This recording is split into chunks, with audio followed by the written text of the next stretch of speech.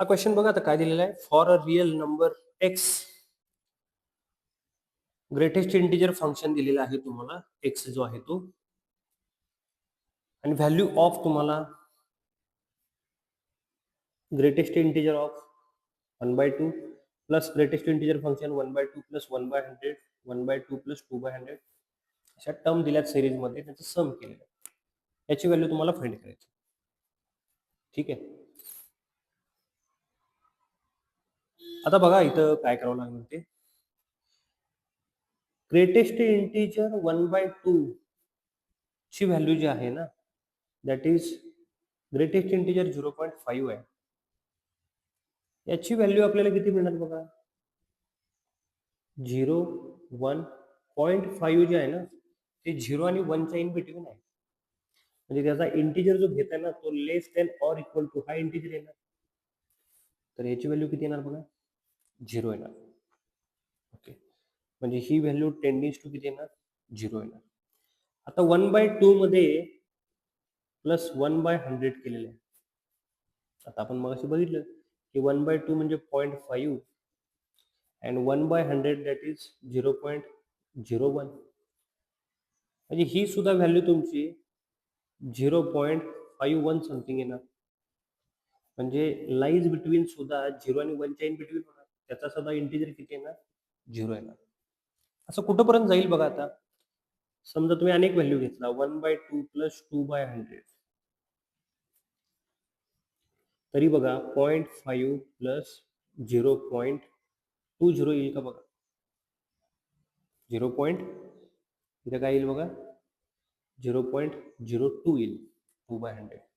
ही सुद्धा व्हॅल्यू तुमची 0.52 something, that is त्याचा सुद्धा इंटिजर किती येणार बघा, 0 येईल का बघा.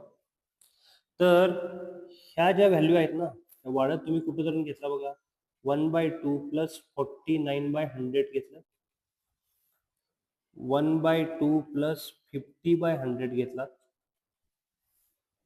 तर बघा काय होईल की 1/2 म्हणजे परत 0.5 येणार and 49/100 that is 0.49. ओके, म्हणजे ह्याचं सुद्धा जर तुम्ही ऍडिशन केली तर काय राहणार बघा, 0.99. त्याचा सुद्धा इंटिजर हे 0.99 सुद्धा व्हॅल्यू जी लाईज करते ती 1च्या अगोदर करते. मग याचा सुद्धा इंटिजर याचा लेस दॅन म्हणजे 0 येऊन जाणार.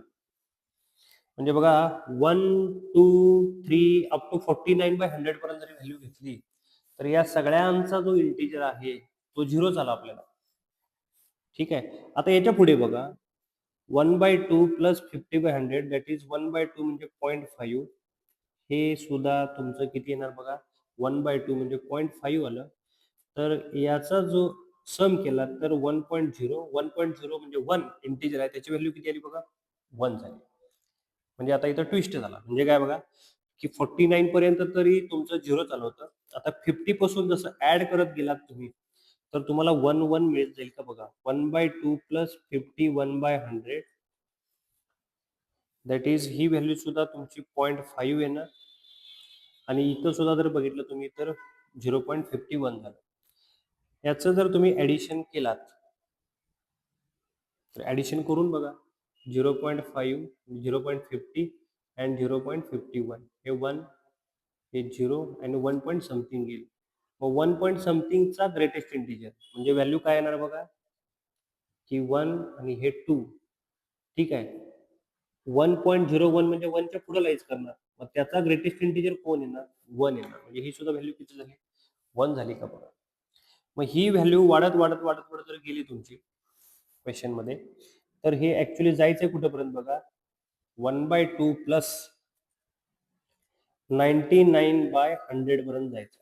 जी लास्टची टर्म आहे ना ती 99.100 झाली, 99/100 झाली. मग यांचं सुद्धा ग्रेटेस्ट इंटिजर काढला तर 1 होईल.